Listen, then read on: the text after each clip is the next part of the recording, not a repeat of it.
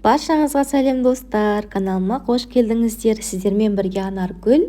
Бүгін сіздермен өте дәмді, ауызда еритін хорс жасайтын боламыз. Рецептін өткізбей соңына дейін қараңыздар. Достар, ең алдымен жұмыртқаның сары уызын ақ уызынан бөліп аламыз да, сары уызына бір ас қасық қант, бір ас қасық қаймақ, жарты шай кесе сүт және шым-шым тұз салып, барлығын бір келке етіп араластырып аламыз.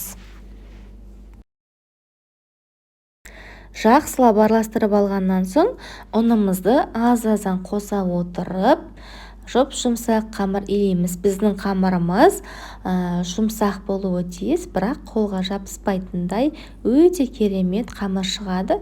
Шамамен 2 стакандай ұн қосып, жұмсақ қамыр илеп аламыз. Мінекей, осындай керемет жұмсақтықта қамыр шығады. Енді дайын болған қамырымызды целлофанға салып, 10 минутқа тындырып қоямыз. Содан соң 10 минут өткеннен соң жақсылап тағы бір илеп жібереміз де, қамырымызды теңдей етіп екіге бөліп, әрбір қамырды күлшелеп, тағы да целлофанға салып 5-6 минутқа тындырып қоямыз. Тынып тұрған қамырымызды алып, ұн сеуе отырып, қамырды өте жұқа етіп жайып аламыз.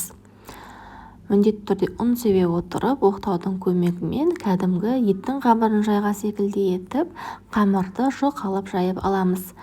Біздің қамырымыздың жұқалығы астына қағаз қойған кезде жазуы оқылатындай болуы тиіс. Қамыр өте жұмсақ болғандықтан өте оңай жайылады, өте керемет қамыр болып шығады. Мінекей қараңыздар, біздің қамыр дайын. Астына жазу қойған кезде жазуын қиналмай оқи аласыздар. Енді кезекте қамырды ең алдымен шет-шетін осылай кесіп аламыз да, содан соң ортасынан ұзыншалап дәл видеодағыдай кесіп шықсаңыздар болады. Құрметті менің оқырмандарым, жаңадан келген оқырман болсаңыз, міндетті түрде каналға тіркеліп қоюды ұмытпаңыздар. Енді кезекте бізге осындай ағаш таяқша керек болады. Соны қамырдың бір шетінен осылай дәл видеодағыдай орап аламыз да, қызып тұрған майымызға салып, екінші қолымызға шанышқыны ұстай отырып, тоқтамай айналдыра отырып, дәл видеодағыдай пісіріп алатын боламыз. Қатты қызартпаймыз, кішкене ғана алтын түске енсе жеткілікті. Қатты қызартсаңыздар қытырлап сынғыш болып кетуі мүмкін. Содан соң пісіріп алғаннан соң кішкене араларын ашып қойды ұмытпаңыздар.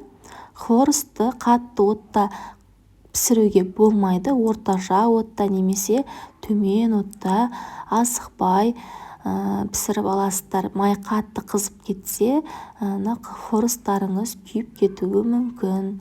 Соны ескеріңіздер. Пісіріп алғаннан соң міндетті түрде кішкене арасын ашып, әдемілеп орналастырып қоямыз.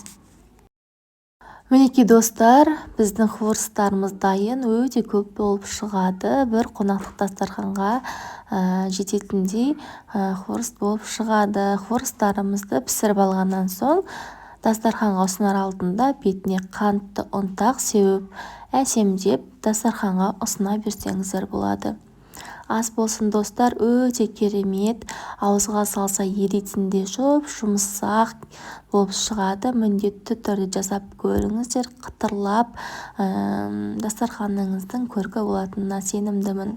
Достар, рецепт ұнаған болса, каналға тіркеліп, достарыңызбен бөлісіп қоюды ұмытпаңыздар, лайк басуды да.